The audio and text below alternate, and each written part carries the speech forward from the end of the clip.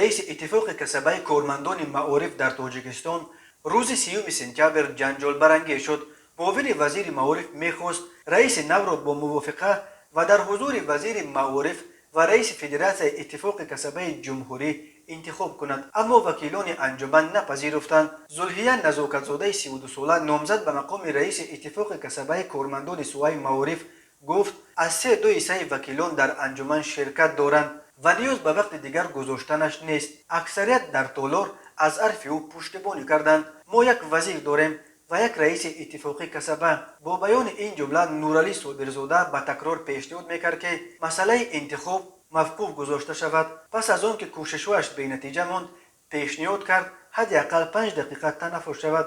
وکیلان انجمن این را نیز قبول نکردند. معاون وزیر دیگر باره گفت نامزدها با محترم وزیر با رهبریت ساختارهای دیگر دخلدار موافقه کرده نشدند. ما شاهد هستیم. حرف او را یکی از اشتراک کنندگان برید و گفت میبخشید نامزدها را وکیلان انتخاب میکنند. رد پیشنهاد معاون وزیر درباره تنفس 5 دقیقگی بحث‌ها را در این چاره‌بینی گرمتر کرد. او فکر نماینده ولایت سوخت را پرسیدنی بود که زلحیه نزاکت‌زاده نامزد به مقام رئیس اتفاق کسبه کارمندان معارف گفت خواهش میکنم به وکیلان فشار نآورید، بگذارید فکرشان را آزاد گویند. از هر گوشه تالار صداهای میرسید که نیاز به تنفس نیست.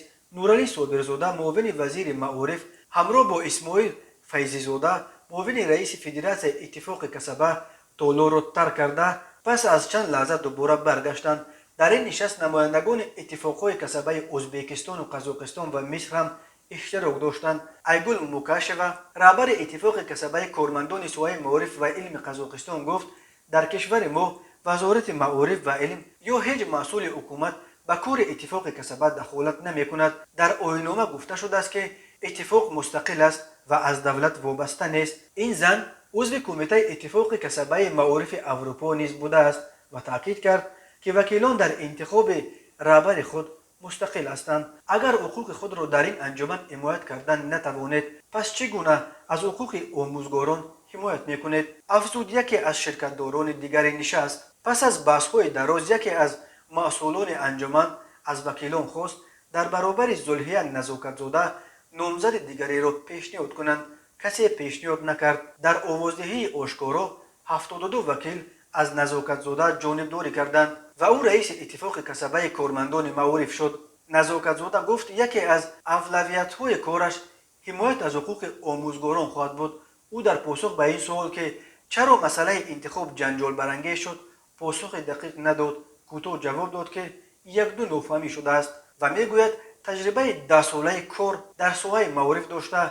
طی 2 ماه اخیر همچون اجرا کننده وظیفه رئیس اتفاق کسبه کارمندان معارف کار کرده است.